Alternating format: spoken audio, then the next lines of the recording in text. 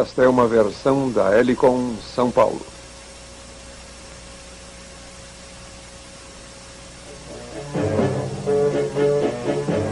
Um deserto fértil, tumbas gigantes, uma religião dedicada à imortalidade e um governante que garantia o nascer do sol todos os dias.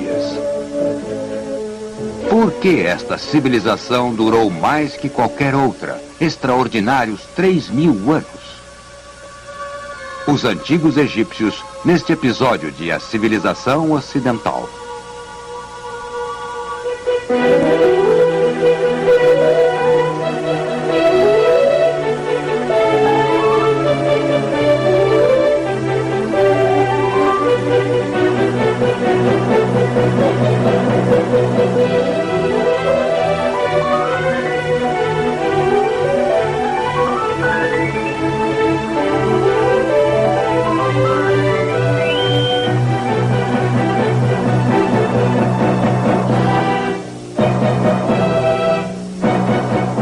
Agora, o professor da Universidade da Califórnia, Eugene Weber, em sua jornada através da história da civilização ocidental.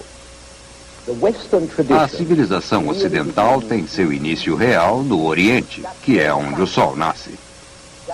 Ali surgiram as primeiras civilizações de onde nasceram as nossas.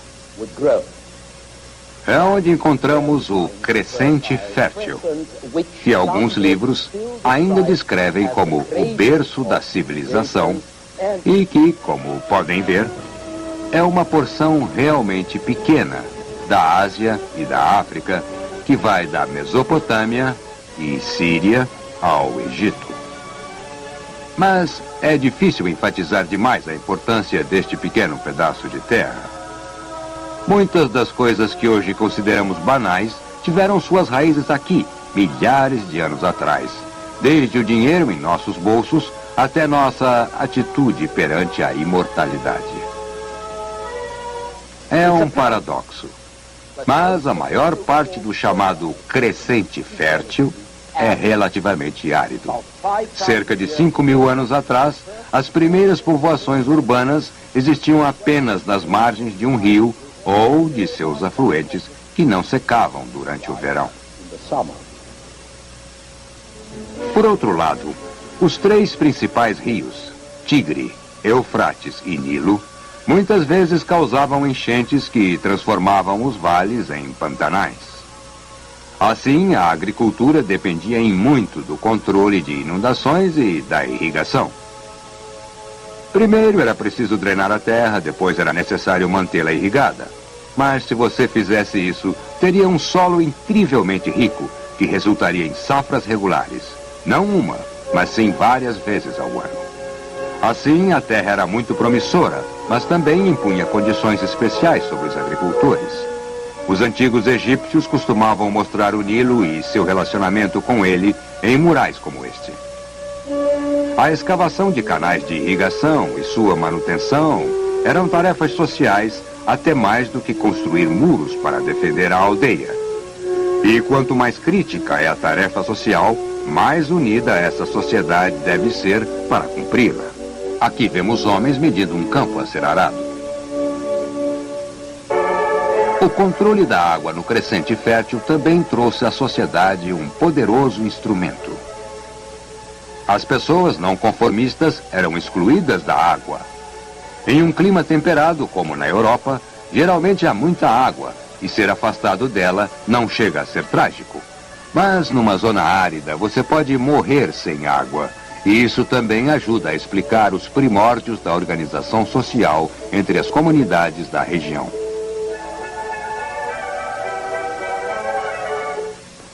Uma das mais organizadas civilizações no crescente, embora não necessariamente a primeira, surgiu no Egito, num lugar que pode ser descrito como um oásis no deserto.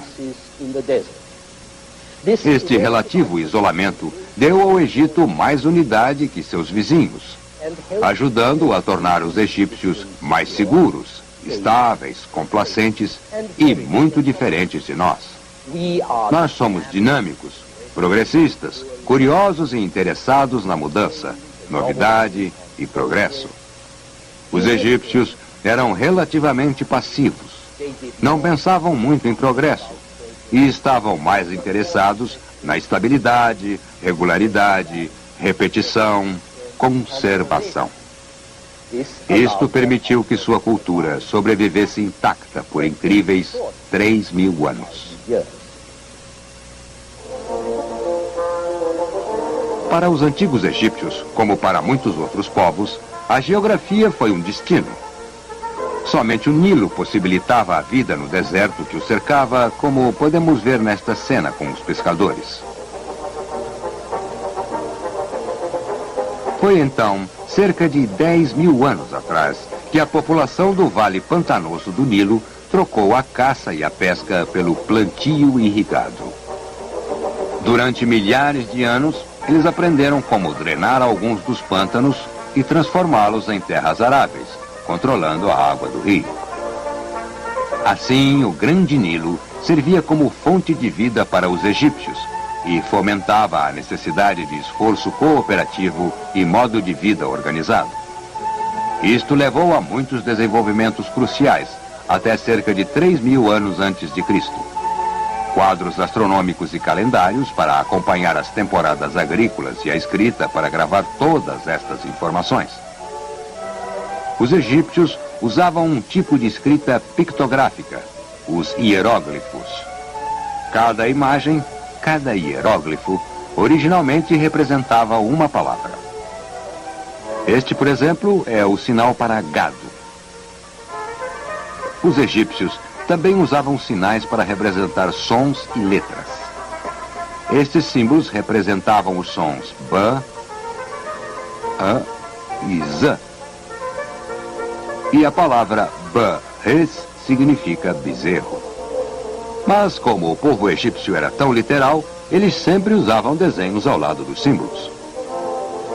Eventualmente, eles descobriram algo mais prático para escrever.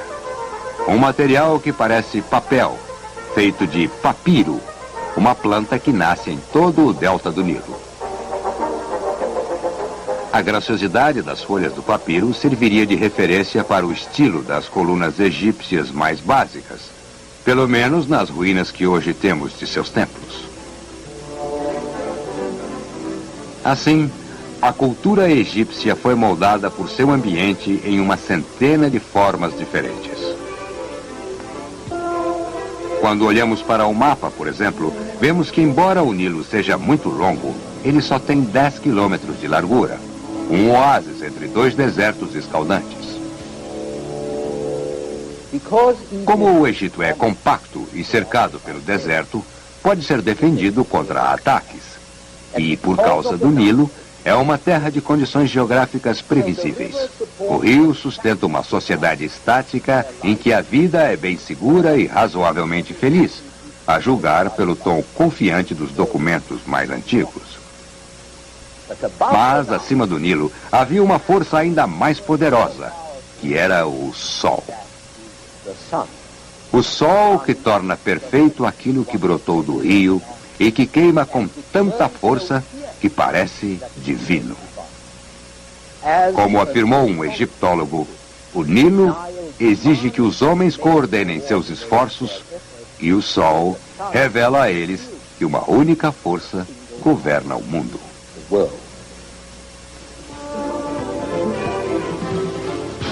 Esta simbiose entre Sol, Rio e Vale Ribeirinho é reproduzida nos dois mais importantes deuses do Egito, Ra e Osíris. Ra é o Sol e o pai dos outros deuses, o criador da vida e da ordem nos campos humano e divino. Osíris é a terra, o deus da água fertilizante e da vegetação. Ele também é mostrado aqui como o deus da morte e da ressurreição. Osíris também tem um irmão maldoso chamado Set, que representa o mal e as coisas desagradáveis, o deserto, a noite, a desordem e a guerra. Para os egípcios, a luta entre Set e Osíris simboliza o drama cósmico, o ciclo da morte após a vida e a vida após a morte. No vale há um homem que é parte Deus e parte rei. Ele é o Faraó, um título que tem origem no nome do palácio em que ficava a sua corte. Desde o primeiro príncipe guerreiro que se designou como Faraó, por volta de 3.000 anos antes de Cristo, até Cleópatra, a última rainha egípcia que morreu 30 anos antes de Cristo, o Egito teve 31 dinastias distintas de faraós. Para os egípcios, era o faraó quem garantia o nascer do sol viajando durante a noite, simbolizada por este leopardo, e chegando com segurança na aurora. Era o faraó quem garantia a colheita, sendo o primeiro a empunhar a enxada cerimonial. E era o faraó quem atirava uma ordem por escrito no Nilo, determinando a época da enchente. Para a sorte dele, a enchente acontecia regularmente e o seu comando era invariavelmente obedecido. Se o faraó era um deus, ele também era o Estado. Ele era o dono de tudo que seu povo possuía. Era até mesmo o dono do próprio povo. Todos os oficiais agiam em seu nome e seus cargos estavam sujeitos à sua vontade divina. A lei não era codificada, mas sim baseada em costumes, e era simplesmente considerada a palavra do rei, sua interpretação pessoal da vontade e justiça divinas. As decisões não eram codificadas, porque cada uma delas servia para um momento e circunstância específicos. E, além do mais, uma lei codificada adquiria uma autoridade impessoal, a qual poderia competir com a autoridade do ser divino, cuja vontade e desígnio formavam a única forma de lei.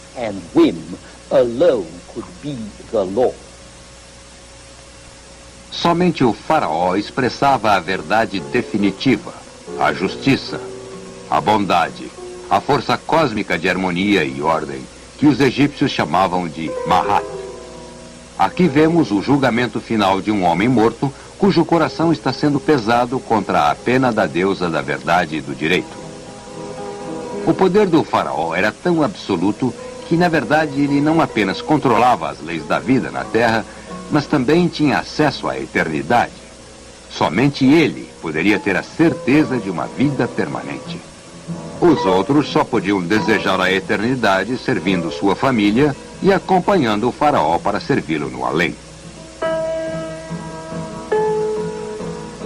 As pirâmides mostram a importância dos funerais de um faraó. Cada faraó buscou construir tumbas cada vez mais monumentais. A primeira pirâmide foi construída em Saqqara, durante a terceira dinastia, e pode até mesmo ser o primeiro exemplo de arquitetura em pedra da história.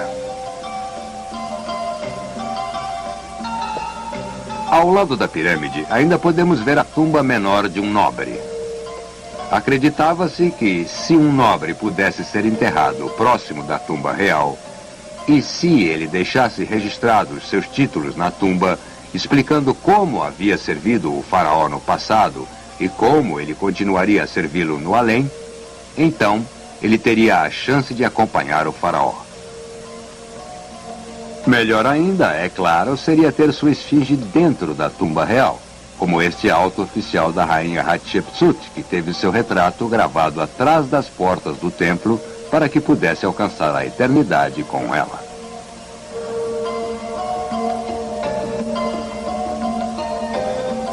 O clímax dessa obsessão funerária ocorreu por volta de 2600 a.C., com as pirâmides da quarta dinastia, especialmente a grande pirâmide de Quéops, em Giza, ao norte da capital, que na época era Mênfis. A grande pirâmide tem quase 150 metros de altura e contém cerca de 2,5 milhões de blocos de pedra, cada um pesando 2 ou 3 toneladas, mas com alguns blocos chegando a 15 toneladas. Certa vez, Napoleão sentou-se à sua sombra e calculou que aquele volume de pedras daria para construir um muro em volta da França, com 3 metros de altura e 30 centímetros de espessura. Todas estas pedras foram levadas e dispostas com extraordinária precisão pela força muscular de mão de obra escrava. Os trabalhadores eram postos em campos de trabalho durante os meses de verão, quando o rio cobria os campos, e transportavam as pedras quando a superfície inundada mostrava-se conveniente para o trânsito.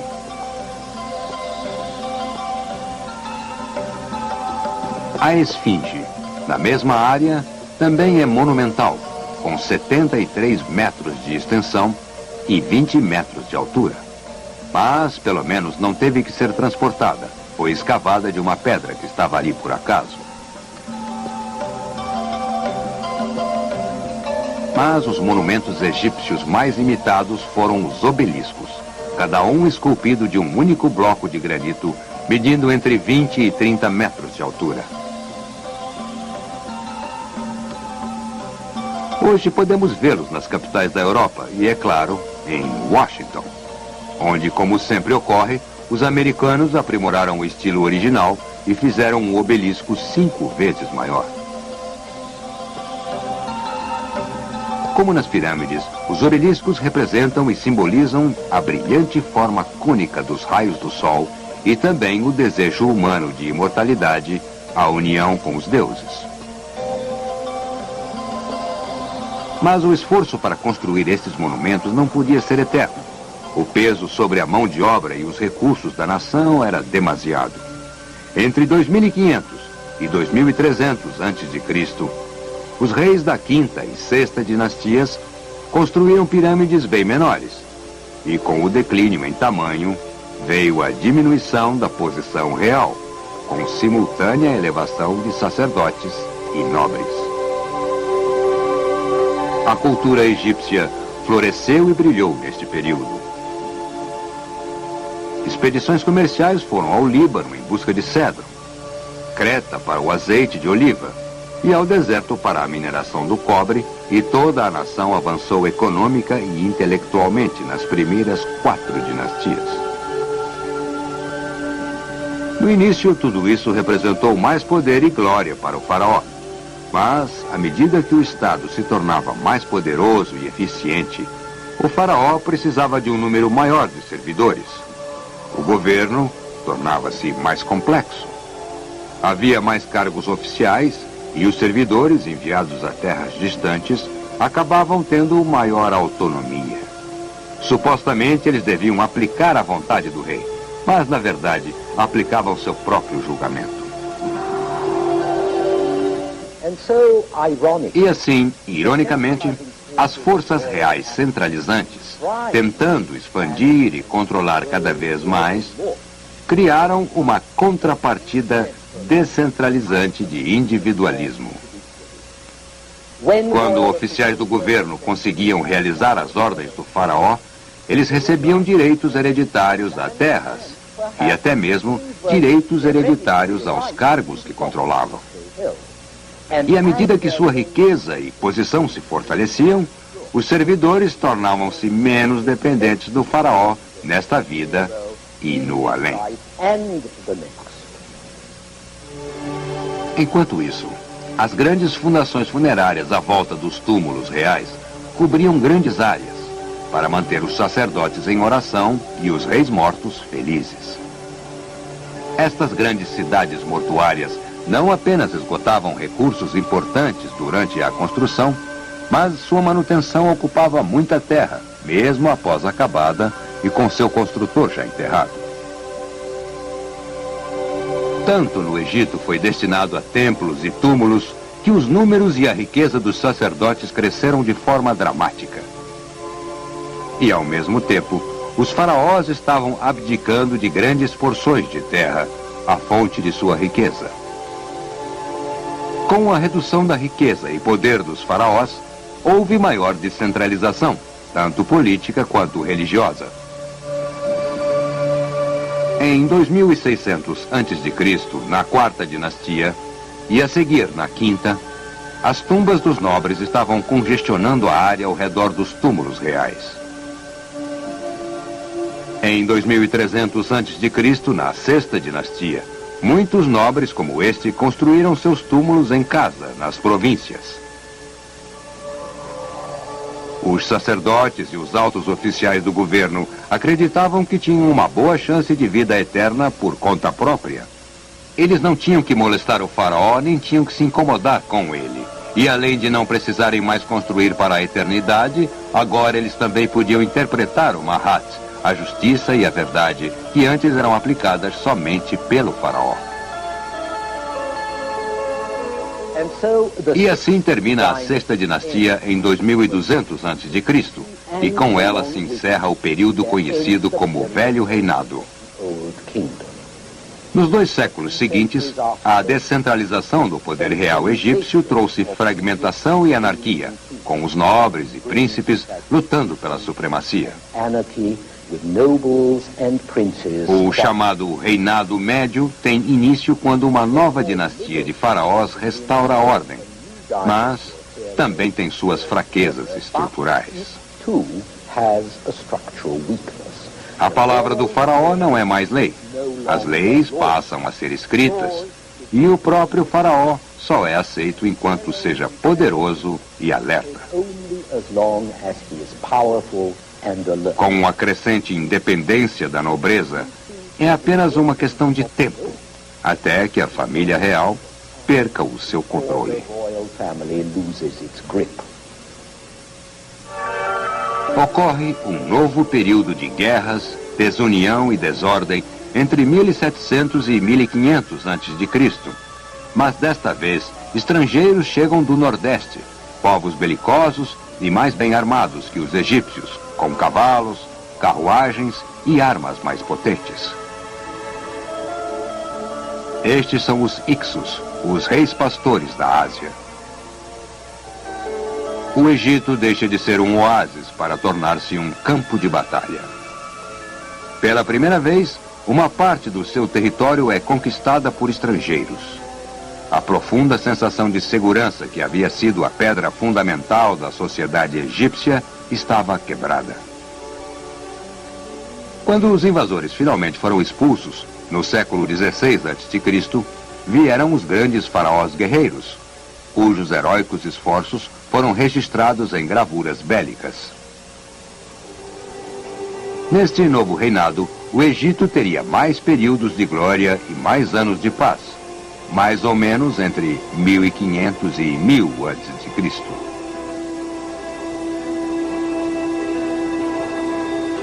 Aparentemente, a vida era boa durante esse período, pois é dele que hoje temos muitas pinturas de pessoas caçando ou comendo em banquetes, e em uma delas um cego toca sua harpa e canta. Como em todas as boas coisas do Egito, é uma velha canção, mas que continuaria a ser cantada por muito tempo. E é assim que ela termina. Passe um dia feliz, usufrua dos mais doces perfumes. Adorne pescoço e braços de sua esposa com flores de lótus. E mantenha seu amor sempre ao seu lado. Não interrompa a música e a dança.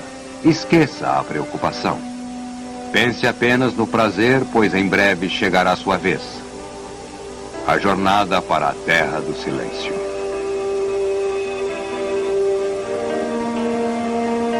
Isso era bonito, mas os egípcios jamais esqueceram a humilhação com os Ixos e tornaram-se nervosos e inseguros.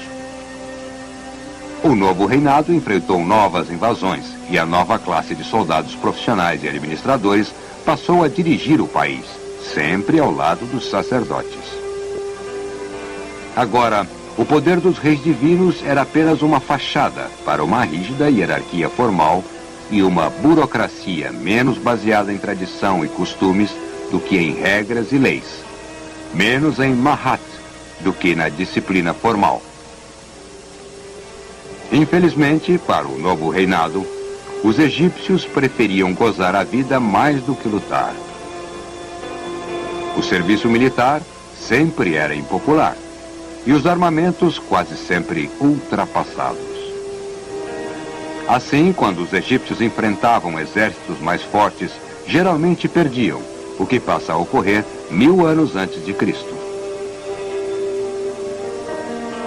Após a conquista do Egito em 330 a.C. por Alexandre o Grande, ele foi governado pelos Ptolomeus, descendentes de um general de Alexandre, até que a última dinastia chegou ao seu triste fim com o suicídio de Cleópatra e a colonização por Roma.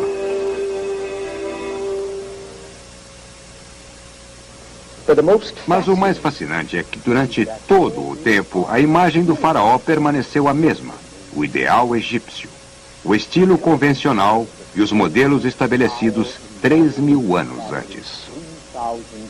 São coisas que duraram mais do que tudo no Ocidente. Mas enquanto a forma persistia, a substância mudava. A relativa segurança e serenidade dos egípcios estavam abaladas. A canção do arpista continuou a ser cantada, mas suas palavras não tinham mais significado, ou apenas referiam-se a uma era dourada, muito remota e distante. Em nosso próximo programa, voltaremos ao Crescente Fértil para examinar os povos da Mesopotâmia tão similares a nós quanto os egípcios eram diferentes. Até lá.